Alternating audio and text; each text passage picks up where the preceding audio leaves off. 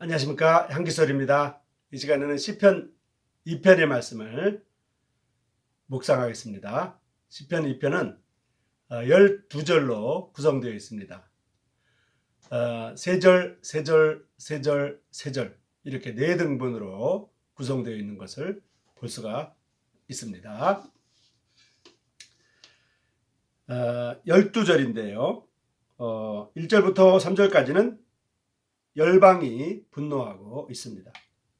4절부터 6절까지는 하늘에서 하나님께서 웃고 계십니다. 7절부터 9절까지는 아드님께서 선언하고 계십니다. 10절부터 12절까지는 성령님께서 경고하고 계신다고 볼 수가 있습니다. 스가랴 14장 2절에 보면 하나님께서 내가 열국을 모아 예루살렘과 싸우게 하리니 라고 되어 있는데요. 이 사건들이 진행되는 동안에 우리들은 이 땅에 있지 않을 것입니다. 우리는 주님께서 교회를 위하여 공중에 오실 것을 기다리고 있습니다. 교회는 그 7년 대환란을 통과하지 않을 것입니다. 그 7년 대환란이 계시되기 전에 이 세상에서 취하여 감을 당할 것입니다. 교회가 취하여 감을 당한 후에, 그러니까 휴거된 후에 일어날 시편 2편에 있는 사건들을 볼 수가 있습니다. 1절과 2절을 보면 어찌하여 열방이 분노하며 민족들이 호사를 경영하는고 세상의 군왕들 관원들이 서로 꾀하여, 이런 말씀들이 나오고 있습니다. 어찌하여 민족들이 허사를 경영하는고. 허사라 불리는 것은 그것이 쓸데없다는 것을 의미합니다. 어찌하여 열방이 분노, 이 분노한다는 말은 불안, 동요, 심지어 격앙된 불안의 의미를 수반합니다. 세상의 군왕들이 스스로 나서며 또는 세우며, 스스로 세운다는 의미는 그들 왕들의 지위를 스스로 취하고 있는 것을 말합니다. 그들은 그들의 신분을 스스로 취하고 있습니다. 관원들이 서로 꾀하여, 시편 1편 1절에 보면 복 있는 사람은 악인의 꾀를 쫓지 아니하며 라고 되어 있는데, 이 관원들이 함께 꾀하고 있는 것과 대조를 이루고 있습니다. 그것은 악인, 즉 경건치 않은 자의 꾀입니다. 1절 민족들이 호사를 경영하는 곳, 여기에서도 경영하다라는 말은 꾀하는 것을 의미합니다. 하나님의 말씀 안에 있는 경건한 사람의 묵상과 경건치 않은 사람, 즉 악인의 허사를 묵상하고 있는 것을 대조해 볼 수 있습니다. 이 묵상은 바로 경영하는 것이라고 이해할 수가 있습니다. 2절 여호와를 대적하여, 기름 받은 자를 대적하여. 만일 그들이 여호와를 대적한다면 그들은 그 기름 부음 받은 자를 대적하는 것입니다. 요한복음 10장 30절에 보면 거기서 주 예수님께서는 나와 아버지는 하나이니라 라고 말씀하셨습니다. 한 편을 대적한다면 또 다른 편을 대적하는 것입니다. 이제 3절을 보겠습니다. 우리가 그 맨 것을 끊고 우리가 그 결박을 벗어버리자 하듯.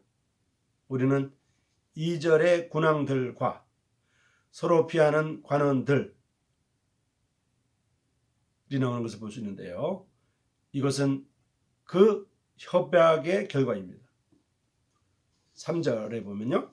우리가 그들의 맨 것을 끊고, 그들의, 영어로 되어, 그들의 맨 것, 그들의 결박, 그것은 여호와와 그 기름 부음 받은 자입니다. 이 세상 사람들조차도 여호와와 그 기름 부음 받은 자의 근접함, 친밀함을 인정합니다. 여호와와 그 기름 부음 받은 자의 맨 것, 그리고 여호와와 그 기름 부음 받은 자의 결박을 말합니다.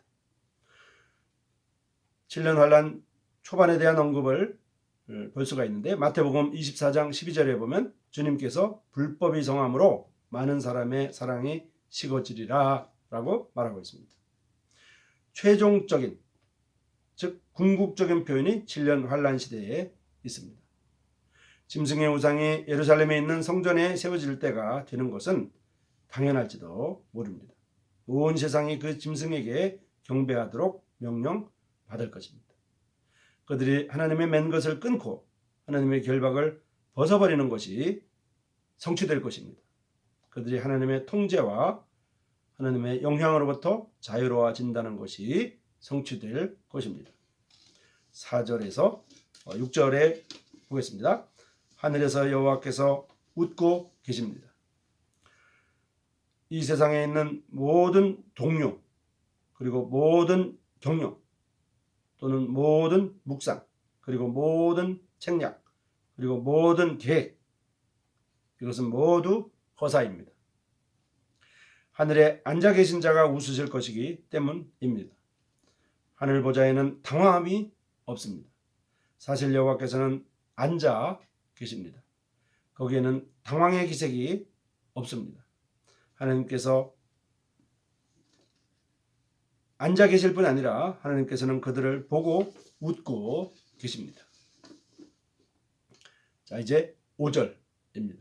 그때 분노를 바라며 진노하사 저희를 놀래어 이르시기를, 그것은 웃음이 아니며 그것은 비웃음이 아니며 그것은 분노입니다.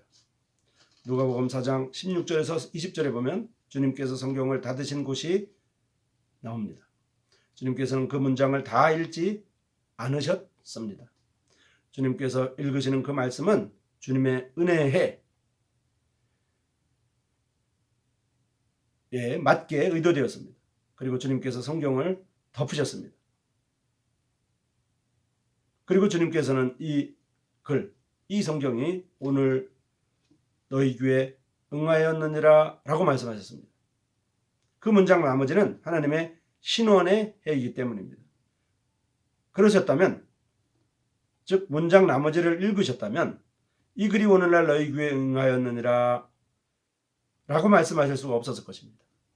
하나님의 신원의 해는 아직 이르지 않았기 때문입니다. 이 신원의 해가 시편 2편 그때의 분을 바라며 진노하사에 있습니다. 이제 6절로 가겠습니다. 내가 나의 왕을 내 거룩한 산 시온에 세웠다 하시리로다. 요한계시록 19장 16절에서 주 예수님께서 왕으로서 땅으로 다시 오실 때 그 명칭이 만왕의 왕 그리고 만주의 주인 것을 알 수 있습니다. 내가 나의 왕을 내 거룩한 산 시온에 세웠다고 하셨습니다. 7절에서 9절로 가겠습니다. 7절에서 보면 내가는 다시 또 다른 강조인데 이것은 여호와가 아닙니다. 이것은 아드님입니다. 7절에서 여호와께서 내가 이르시되 너는 내 아들이라 오늘날 내가 너를 낳았도다 라고 말씀하십니다. 신약 성경에 보면 히브리서 1장 5절, 5장 5절, 사도행전 13장 33절에 도합 3번 있는 것을 알 수 있습니다. 이와 같이 7절에 여호와께서 내게 이르시되 너는 내 아들이라 오늘날 내가 너를 낳았도다 라고 되어 있습니다. 자, 8절입니다. 아드님께서 내게 구하라 내가 열방을 유업으로 주리니 라고 요청하셨습니다. 자, 이제 9절로 가겠습니다. 내가 열방을 유업으로 주리니 내 소유가 땅 끝까지 이르리로다. 9절에 내가 철장으로 저희를 깨뜨리며 질그릇같이 부수리라 하시도다. 이것이 아마겟돈 전쟁에 관한 것이라는 것에 의심의 여지는 없습니다. 이 사건들이 큰 심판이 땅에 임할 때인 7년 환란 기간에 있을 것이라는 것도 의심의 여지가 없습니다. 그때 우리는 하늘에 안전하게 있을 것임에 대해서 감사드릴 수가 있습니다. 10절입니다. 세상의 관원들아 교훈을 받을지어다. 자, 11절에 보면 여호와를 섬기고 그것은 그 맨 것을 받아들이고 그 결박을 받아들이는 것을 의미합니다. 그리고 떨며 즐거워하는 것을 의미합니다. 여호와를 경외함으로 섬기고 떨며 즐거워할지어다. 자, 12절입니다. 그 아들에게 입맞추라. 2절에서 그들이 여호와와 그 기름 부음 받은 자 곧 그 아드님을 대적했기 때문에 이 말씀이 있습니다. 11절에서 그 아드님과 입맞춤 없이는 여호와를 섬기는 것이 불가능하기 때문입니다. 아드님과 입맞춤의 의미는 그것이 감정의 의미나 애정의 의미라기보다는 오히려 그분을 공경하며 그분에게 경외를 표하는 것을 의미합니다. 그것은 가룟유다의 입맞춤 같은 것이 아닙니다. 그것은 또한 신하로서 충성을 맹세하는 그러한 의미입니다. 2장 마지막 절로 갑니다. 여호와를 의지하는 자는 다 복이 있도다. 아름다운 찬송가에 이런 찬송이 있습니다. 만세 반석 열리니 내가 들어갑니다. 여호와를 의지하는 자는 다 복이 있습니다. 여러분 감사합니다.